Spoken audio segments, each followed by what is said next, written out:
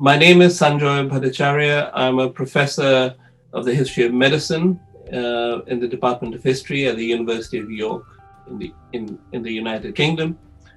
I'm also co-director of the Center for Global Health Histories and the head of the WHO Collaborating Center for Global Health Histories, which works with policy partners across the world, but especially WHO colleagues based at the headquarters level, the regional offices, and the country offices. You have asked me why the specificity of a disease matters when we consider the best means of tackling and spreading public information about the best means of tackling that particular disease. I think this is a very important question at the moment, as many researchers and analysts have noticed a COVIDification of research, if you will.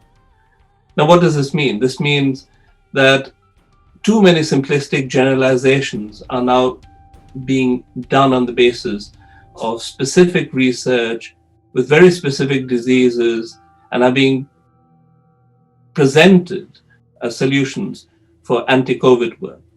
I would argue that every disease has a specific biological specificity, which then determines both policy attitudes and social attitudes to the disease, in this case, a pandemic. So the question you've asked me is about why power matters.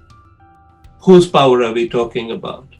We're talking about the state's power in relation to research and the communication of that research. When state agencies and officials associated to the state in universities or other research institutions study a disease like COVID, about which so little is known, the state has specific responsibilities.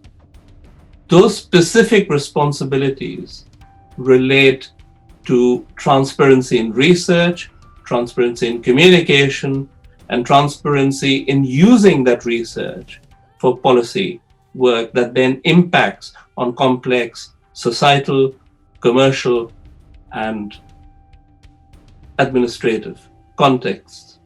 Here, ethics is very important. Ethical reviews are very important. Transparency in who is involved in the research and who's impacted by the research is very important.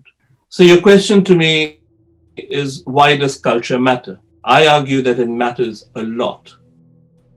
Because when states and state agencies come up with research-based policy recommendations and policies and impose them on communities in charge of day-to-day business life, day-to-day living, really, I mean, every aspect of living, then that messaging has to be very, very sensitive to the cultural context, the cultural determinants of health in every specific locality.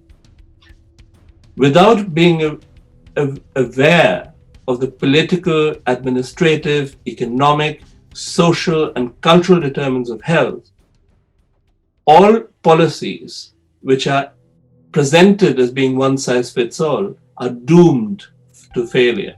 So to conclude, history matters. Why does history matter? Because history tells us about the complexity of context, both social and cultural context, but perhaps more importantly, administrative and political context, which international and global actors have to be constantly aware of if they are to respectfully engage with societies and polities to effectively counter the current pandemic threat.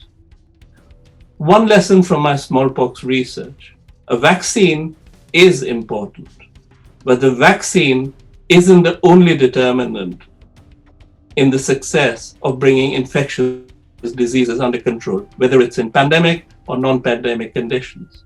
The hand that holds the vaccine is often as important. The human factor, both as a policy suggester, implementer, or the human factor in responding to pandemic response, is incredibly important. And that is my final thought.